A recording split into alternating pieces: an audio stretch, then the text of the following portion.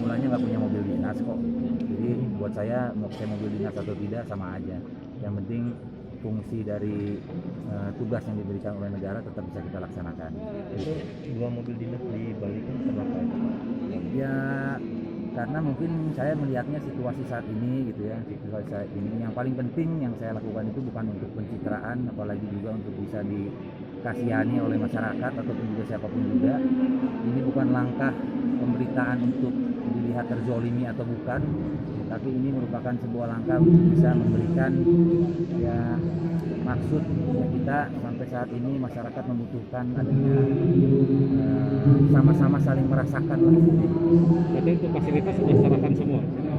Sekarang kita fasilitas sudah diserahkan semua, tapi rumah dinas kami butuh waktu untuk beberes dulu karena kita kan di sana sebuah keluarga. Kalau saya bilangan sih pasti mungkin bisa langsung pindah saja gitu kan. Untuk sekarang ini kita lagi siap-siap dulu sampai ya nanti kita siap, nanti kita pasti akan mudah-mudahan kita bisa keluar dari sana. Tapi itu kan hak wakil bupati. Ya memang Untuk itu merupakan pekerjaan. ya memang namanya kendaraan dinas, rumah dinas itu merupakan sebuah alat penunjang untuk meningkatkan hasil kinerja dari wakil bupati. Ya itu juga kalau diperlukan kan itu ya, ada bahasanya kalau diperlukan. Ya kalau misalkan sekarang kita merasa tidak diperlukan dan juga tidak begitu penting untuk bisa menggunakan fasilitas negara, ya saya balikin aja lah gitu. Alasan dikembalikannya Nggak tidak merubah apapun juga. alasan dikembalikan Ya alasannya itu ya saya ingin apa ya? Ya ingin mengurangi beban lah, mengurangi beban pemerintah. Kalau saya pakai mobil dinas segala macam itu kan harus bensinin, harus kasih rumah dinas itu harus dibayar listriknya segala macam gitu kan. Nah saya nggak mau juga menjadikan beban gitu, karena kasihan lah Pak Bupatinya sudah banyak beban. Kalau saya tambahin bebannya pakai yang gitu-gitu juga kan mudah-mudahan bisa mengurangi beban lah dalam jangka 1 tahun. bukan karena isinya retak ya Pak Bupati. Ya kalau dilihat retak atau tidaknya Pak Bupatinya sendiri menjawab nggak ada masalah kan, berarti nggak ada masalah. Berarti tidak ada konflik Pak. Nggak ada sih, kalau dari saya sih nggak ada ya. Kalau misalkan dari saya sih konflik nggak ada, tapi nggak tahu kalau dari yang lain seperti apa itu. Pak, hasil pertemuan dengan DPD gimana Pak? Ketua DPD? Pertemuan di DPD ya bagus ya, Pak Ketua DPD menyarankan atau juga memberikan masukan dan lain sebagainya. Yang penting hasil dari pertemuan saya dengan Ketua DPD itu mempunyai sebuah arti bahwa ya kita harus sama-sama bisa menjalankan tugas sesuai dengan aturan tupoksi yang ada tanpa menjatuhkan salah satu pihak. Jadi kita bergerak tanpa ada saling ancam, tidak boleh ada saling ini dan lain sebagainya. Nah, itu juga merupakan sebuah saran yang sangat bijak dan cukup luar biasa buat saya dan juga kader-kader yang lainnya, sehingga kita di daerah itu mempunyai sebuah pola atau juga pattern langkah yang harus dilakukan sesuai dengan amanat partai. Bukan berarti karena kita sudah retak akhirnya dikasih saran begitu, bukan. Tapi ini sebelum retak dikasih saran, harusnya ngelakuinnya caranya seperti itu. Jadi untuk mencegah adanya keretakan hubungan rumah tangga, jadi kita diberikan salah satu saran wejangan-wejangan dari orang tua lah. Ya alhamdulillah, mudah-mudahan kita bisa laksanakan. Kalau dari saya sih hal yang seperti itu bisa dilaksanakan. Mudah-mudahan di pihak yang lain juga bisa.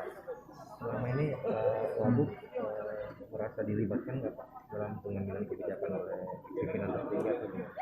Ya kalau dilibatkan, istilah kata apa ya kasarnya, kalau dilibatkan atau enggak, saya nggak perlu nunggu dilibatkan, saya akan melibatkan diri sendiri sesuai dengan tupoksi saya. Jika mobilnya dikembalikan dari Pemda sendiri, menerima kembali nggak? Gimana? Jika mobil fasilitas dari Pemda sendiri akan dikembalikan? Ya nanti aja kalau saya lagi butuh, misalkan saya mau kemana, butuh mobil yang agak sedikit besar, ya nanti saya pinjam gitu aja.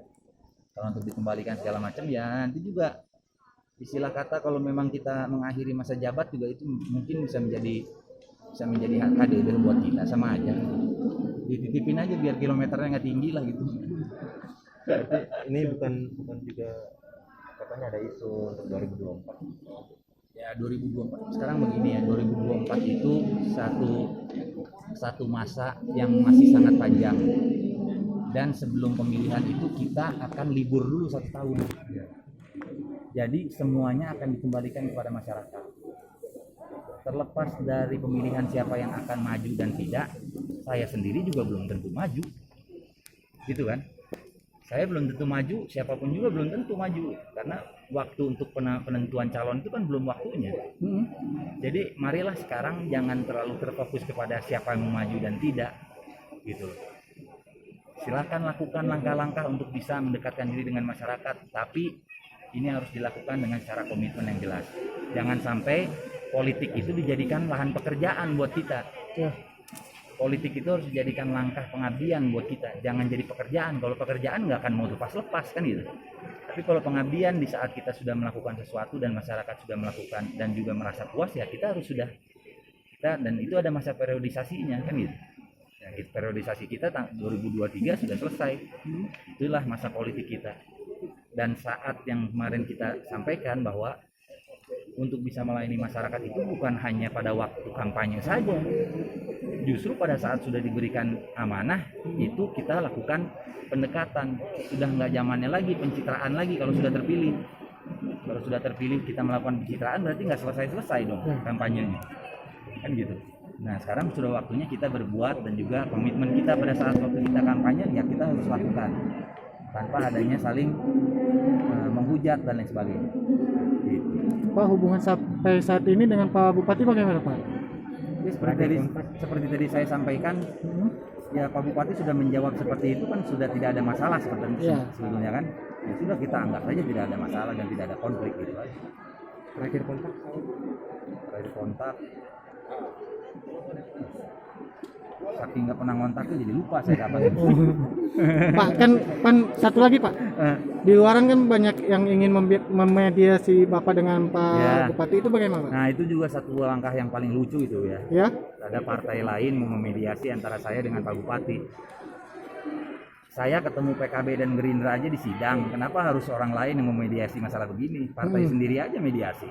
Ya. Gitu. Kalau misalkan memang kita punya langkah-langkah konkret untuk bisa mempersatukan lagi, misalkan ini kita masih sama-sama nih gitu ya. Anggapan orang aja ini. Anggapan orang aja kita kenapa-napa. Kalau misalkan kita kenapa-napa, kenapa harus partai lain yang mempunyai inisiatif untuk bisa memediasi? Gitu. Beliau juga sebagai ketua DPC panggil aja, susahnya apa? Gitu kan? Iya.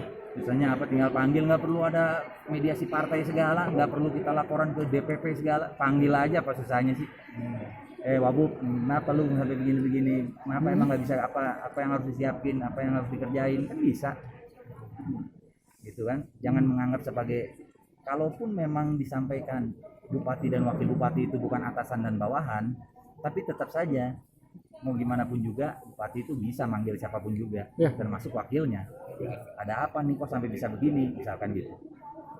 Mau buat apa sampai keluar dari rumah dinas atau juga mengembalikan aset dari Pemda, kenapa? Bisa dipanggil kok. Beliau menyampaikan itu sendiri di jawabannya di media kan. Kalau ada apa-apa kenapa nggak disampaikan aja? Ya sama aja, tinggal panggil aja kok sayanya, selesai.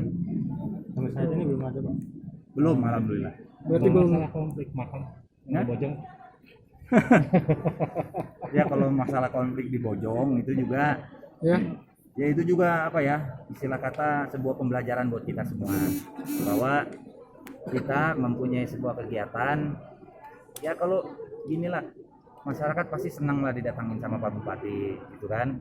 Ya saya juga nggak tahu kalau tadinya masyarakat itu ngundang Bupati duluan atau saya duluan, saya nggak tahu. Yang saya tahu itu hari Minggu jam 9 saya diundang ke Desa Bojong untuk membuka salah satu fasilitas yang akan dibuka oleh Desa Bojong. Nah, begitu kita mau ke sana tiba-tiba ada kabar bahwa Pak Bupatinya yang mau menghadir ke sana. Ya udah, saya sebagai wakil juga punya tahu diri, saya juga etika. Kalau Pak Bupatinya mau ke sana, masa saya memaksa ke sana? Ya udah, saya anggap aja itu adalah kegiatan yang dilakukan untuk mengundang Pak Bupati, gitu aja. Nggak ada masalah. Kenapa nggak ke bareng-bareng Pak? Ya karena undangannya juga sendiri-sendiri gitu. Kalau undangannya ke Bupati ada, ke saya ada, juga mungkin kita akan datang berdua gitu. Seperti halnya yang biasa kita lakukan. Tapi biasanya kalau ada satu acara Pak Bupati sudah diundang, saya tidak mungkin diundang. Kalau acaranya sudah mengundang saya, Pak Bupati nggak akan diundang. Biasanya begitu.